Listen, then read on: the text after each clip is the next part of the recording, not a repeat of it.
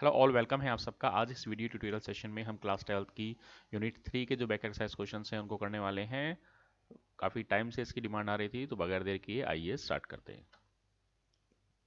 First question है हमारे पास, define the characteristics of JavaScript and is Java and JavaScript both are similar, write the difference between the both of them.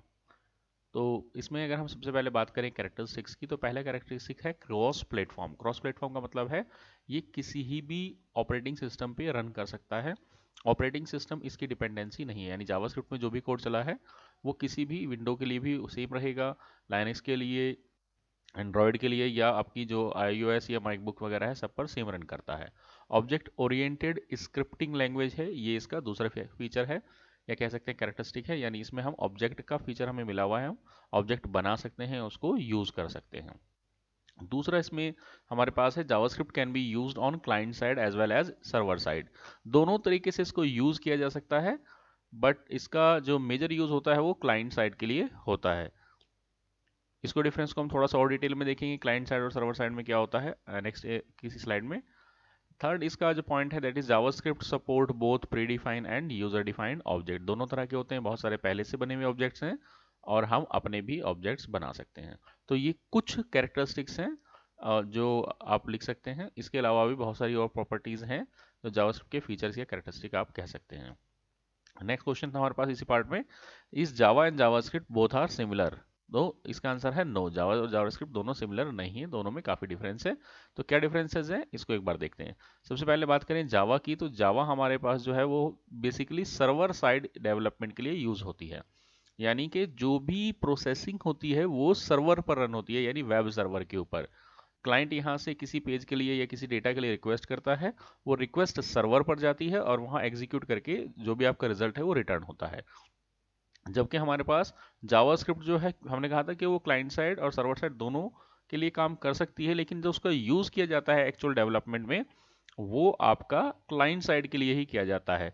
इसमें आपके जैसे data की validations हैं या इंटरेक्टिविटी का जो काम है वो करवा लिया जाता है, यानी डेटा को सर्वर पर नहीं भेजना पड़ता। जब हम किसी वेबसाइट को एक्सेस करते हैं तो उसमें कुछ फीचर्स ऐसे हैं या कुछ चीज़ें ऐसी हैं जो हम ब्राउज़र पर ही चेक कर सकते हैं। जैसे कोई हमने डेट ऑफ बर्थ डाली तो वो डेट ऑफ बर्थ उसकी गलत तो नहीं डाल दी, या ईमेल आईडी डाली है तो उसका फॉर्मेट गलत तो नहीं है।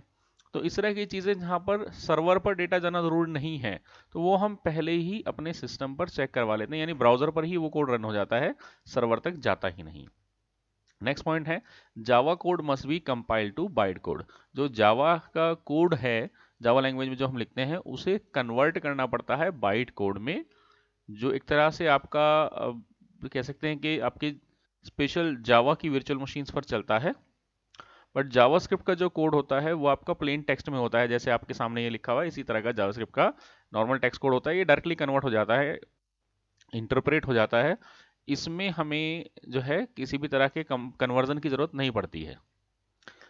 Java's create application that run in a virtual machines और ब्राउजर, यानी जावा में जो भी हम कोड लिखते हैं वो या तो वर्चुअल मशीन में रन करती है या ब्राउजर में। कभी कभी आपने देखा होगा कुछ सॉफ्टवेयर चलाते हुए आपसे पहले रिक्वायरमेंट आती है कि आपके सिस्टम में JRE नहीं है, that is Java run time environment. तो वो जावा जावा का प्लेटफॉर्म है आपके किसी भी मशीन पे जावा के प्रोग्राम को चलाने के लिए, जावा के सॉफ्टवेयर चलाने के लिए वो आपके उस हार्डवेयर पर अवेलेबल होना चाहिए। जबकि जावास्क्रिप्ट का जो कोड है वो आपके ब्राउजर पर इजीली रन कर सकता है, उसे किसी एक्सटर्नल प्लेटफॉर्म की जरूरत नहीं है। Java is object oriented programming language, ये आपकी प्रोग्रामिंग लैंग्वेज है प्रॉपर, जबकि जावास्क्रिप्ट जो है वो आपकी स्क्रिप्टिंग लैंग्वेज है।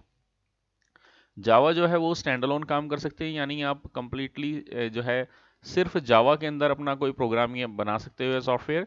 जबकि जो जावा स्क्रिप्ट है वो HTML के साथ मिलकर काम करती है, उसकी फंक्शनैलिटी को इंक्रीज करती है। जावास्क्रिप्ट में जो हम फाइल बनाते हैं या प्रोग्राम बनाते हैं उसमें एक्सटेंशन डॉट जावा दी जाती है, जबकि जावास्क्रिप्ट में जो फाइल बनाते हैं उसमें एक्सटेंशन हम डॉट JS देते हैं। नेक्स्ट क्वेश्चन पे बात करें अगर हम, point the error in the following code and right the corrected script. एक कोड दिया हुआ है हमें जिसमें हमें एरर पहचाननी है। इसका कोड को अगर हम ध्यान से देखेंगे तो देखेंगे इसमें जहाँ केस 0 लिखा हुआ है वहाँ पर सेमीकोलन लगा हुआ है, तो वो जो आपका सेमीकोलन है वो ठीक नहीं है। वहाँ पर हमारे पास सेमीकोलन की जगह डबल कोट्स आने चाहिए, इन्हें हम कोट कॉलन्स भी बोल देते हैं, सिंपल कॉलन्स। और इसी तरीके से केस 1 में भी जो सेमीकोलन दिया हुआ है सिंबल, वहाँ सेमीकोलन नहीं आएगा, वहाँ पर कॉलन आएंगे। ऐसे ही एल्स जहाँ लिखा हुआ है, एल्स स्टेटमेंट नहीं होती है इसमें, इसमें डिफॉल्ट होता है, तो वहाँ पर डिफॉल्ट आएगा। इसका जो करेक्ट आउटपुट है वो आपका कुछ इस तरह से है। ये आपका सही कोड है आपका। नेक्स्ट क्वेश्चन 3 है हमारे पास, give the output of the following code segment. ये कोड है, इसका क्या आउटपुट आएगा यहाँ हमारे पास। तो अगर हम इस कोड को थोड़ा सा डिटेलिंग में चेक करें, यहाँ पर क्या क्या हो रहा है। यहाँ पर हमारे पास जावास्क्रिप्ट के कोड में एक वैर सम दिया हुआ है, यानी सम नाम से एक वेरिएबल बनाया है जिसका डेटा टाइप लिया है एरे। एरे बनाया है हमने सम के नाम से, जिसमें टोटल में हमने एक दूसरा वेरिएबल लिया है जिसमें 0 ऐड किया है, और सम के 0th इंडेक्स पे हमने यहाँ पर 0 असाइन कर दिया। और फिर एक लूप चलाया हमने आई काउंट से, जो 1 से स्टार्ट करके 3 तक जाएगा। 4 से लेस का मतलब है 3 तक जाएगा, 1 2 3, और एक एक इंक्रीज होके चलता रहेगा। और अंदर लूप में क्या हो रहा है, अंदर लूप में हमारे पास टोटल में हम आई काउंट को ऐड कर रहे हैं। आई काउंट जो आपका 1 2 3 चलने वाला है, इसकी वैल्यू पहले 1 रहेगी, फिर 2 आएगी, फिर 3 आएगी। ये आपकी आई काउंट है। और इसके अलावा हमारे पास दूसरा जो वेरिएबल है वो सम है। सम की जो इनिशियल वैल्यू है वो आपकी 0 है। तो ये अंदर क्या हो रहा है, यहाँ पर आई काउंट और में टोटल की लास्ट वैल्यू में ऐड हो रही है, और उसको हम आई काउंट में जो है सम के अंदर ऐड कर रहे हैं बेसिकली। तो यहाँ पर उसी सम को प्रिंट करवाया जा रहा है। तो पहले जब 0 और 1 प्लस होगा तो 1 प्रिंट होगा, फिर 1 और 2 ऐड होगा तो आंसर 3 आएगा।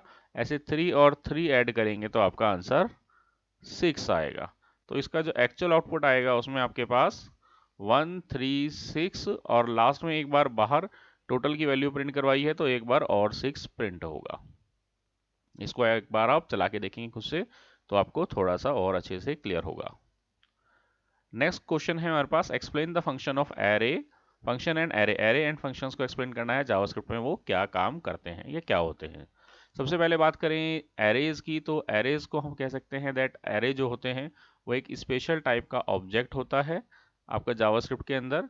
और ये आपके नॉर्मल ऑब्जेक्ट जैसा ही होता है, बट इसके अंदर एक प्रॉपर्टी होती है लेंथ, जो आपकी उसकी लेंथ बताती है कि भाई कितनी लेंथ है, कितना आपका डेटा आपके एरे में है। एरे जो होता है वो हम समझ सकते हैं कि एक सीक्वेंस ऑफ डेटा होता है या वेरिएबल होता है जिसमें हम मल्टीपल डेटा स्टोर करवा सकते हैं।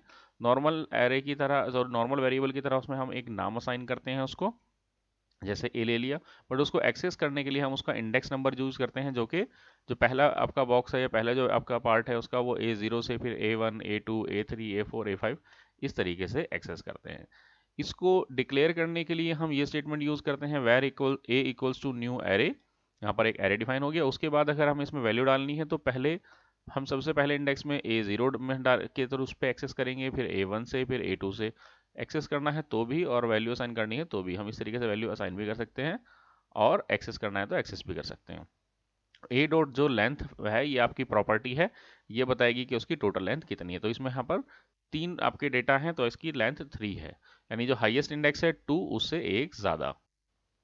कुछ मेथड्स हैं हमारे पास जो एरे के ऊपर कुछ ऑपरेशंस परफॉर्म करने के लिए यूज होते हैं, ये प्रीडिफाइन है बेसिकली। तो यहाँ पर ज्वाइन जो है वो दो एरे को आपको ज्वाइन करने के काम आता है, एक एरे में दूसरा एरे ज्वाइन करना है अगर आपको।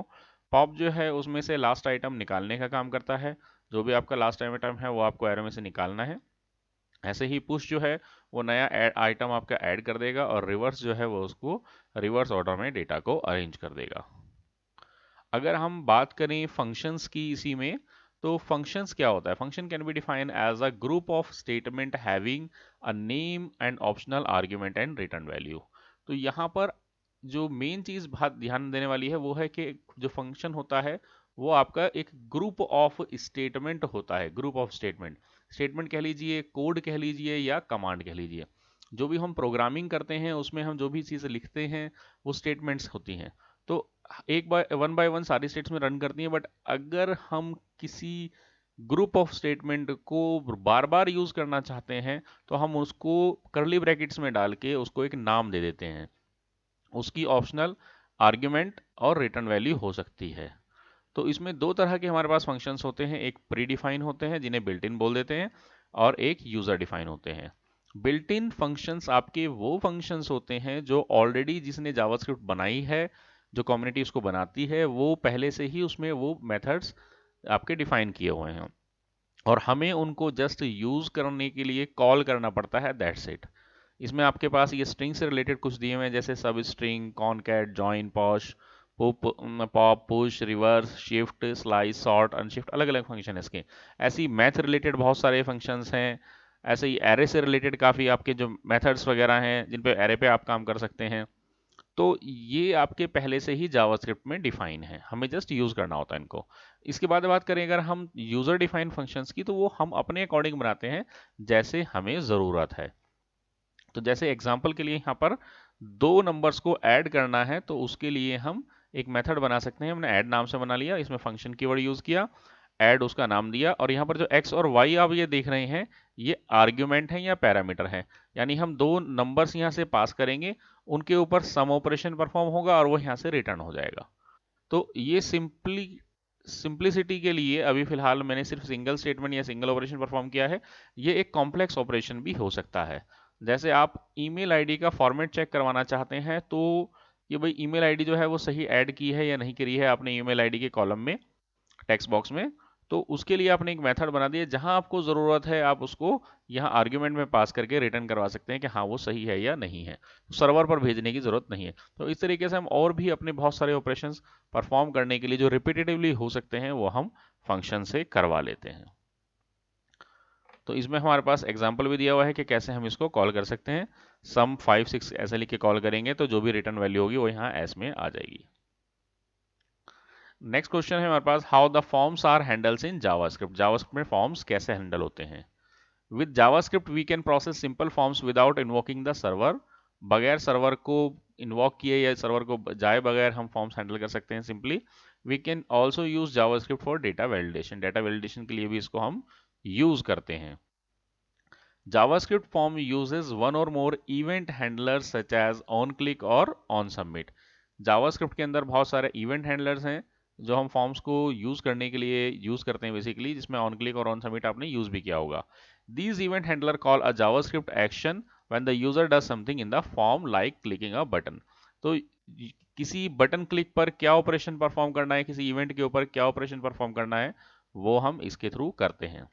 Some of the form properties that we manage through JavaScript are name, action, methods। ये प्रॉपर्टीज हैं आपके फॉर्म की, कुछ नाम हो सकता है फॉर्म का, हमें क्या एक्शन परफॉर्म करना है और क्या मेथड हमें कॉल करना है। मेथड में हमारे पास गेट और पोस्ट दो होते हैं बेसिकली।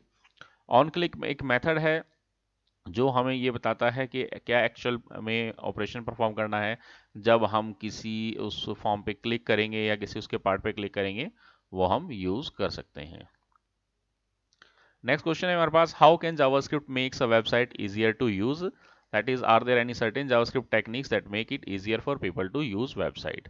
तो जावास्क्रिप्ट जो है वो बेसिकली कैसे काम करती है, कैसे हमारे काम को इजी बनाती है। JavaScript makes a website more interactive as most of the JavaScript code run on web browser itself।